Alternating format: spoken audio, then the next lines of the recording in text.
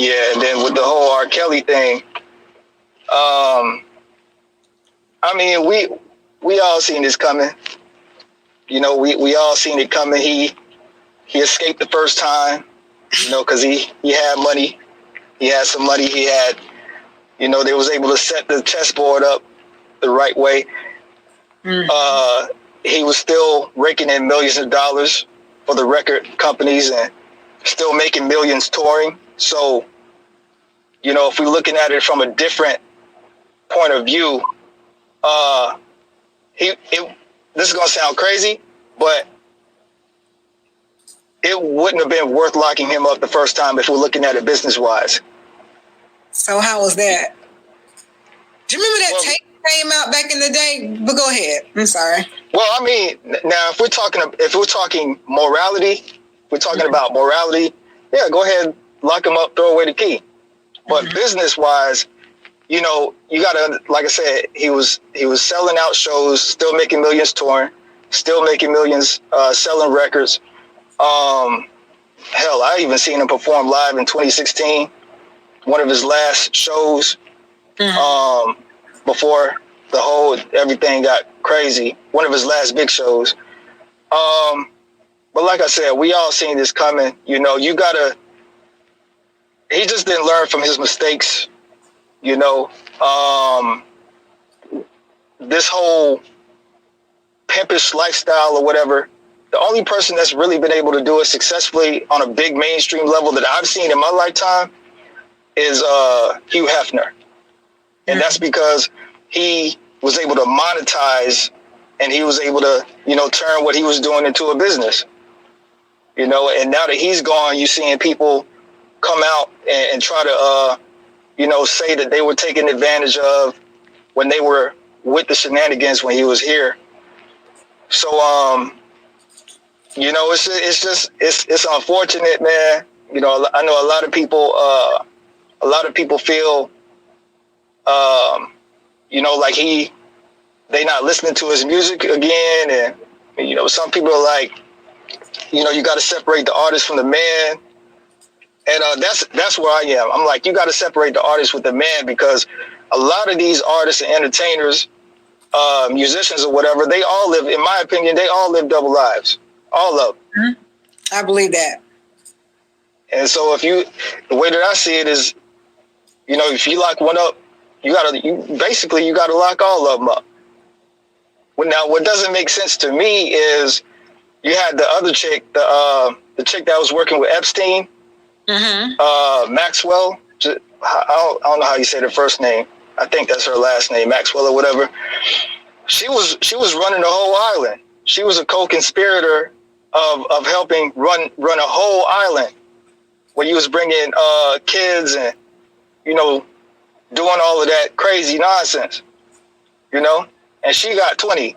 But you take a dude, and I know it's because R. Kelly's black. You know, we know this. But I mean, you take a chick that was running the whole enterprise on an island and give her 20. You take a guy that can barely read. I don't think he can write. Has a history of you know, learning disabilities, and you give him a death sentence. You give him 30 years. And when you look at all of the details of the coverage of the case, normally when it comes to like somebody that's famous or whatever, you can go on NBC, ABC. You can normally read the transcripts. Everything is pretty clear, pretty detailed, pretty articulated. But with the R. Kelly case, it's like you can never really put the pieces together on who did what. It's like one day you got surviving R. Kelly, then the next day he's getting arrested, then the next day he's getting out, then the next day he's going back in. Now he's finally convicted. The whole coverage of the case, it was never really properly detailed, in my personal opinion. Whereas with somebody like Epstein, everything was like, even the dude, the other Hollywood dude, Weinstein.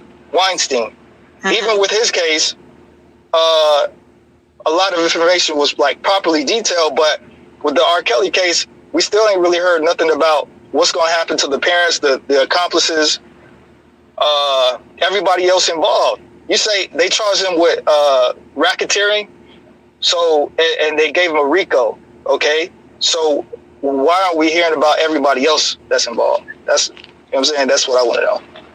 Right. Karine said she disagrees. She can't compare R. Kelly's sentence to Epstein's, the co-conspirator. To Epstein's co-conspirator. Yeah. Well, she can disagree. You know, we're all going to look at the case differently. You know, that's her right if she wants to disagree. That's cool with it. You know, but all I'm saying is it seems like even with the Bill Cosby case, it was very well detailed, day-to-day coverage. It was really no confusion about who said what. But even though R. Kelly has now been sentenced, and I've seen different YouTube bloggers try to cover it and give their analysis and breakdowns, but even then, a lot of the transcripts, just a lot of stuff doesn't. I guess what I'm saying is it's not really detailed enough for me, you know, because this is the first time in my lifetime that you hit somebody with a RICO and racketeering charge, but we're not seeing the whole enterprise. So are you saying that he was the enterprise by himself? And I know that I'm being very objective when it comes to R. Kelly. I just want to say that I do not condone any inappropriate behavior, sex trafficking. Right. You know, I have a daughter. 2 daughters, kind of, sort of. I don't condone that, you know, but, you know, at the end of the day, it's just sad. That's all.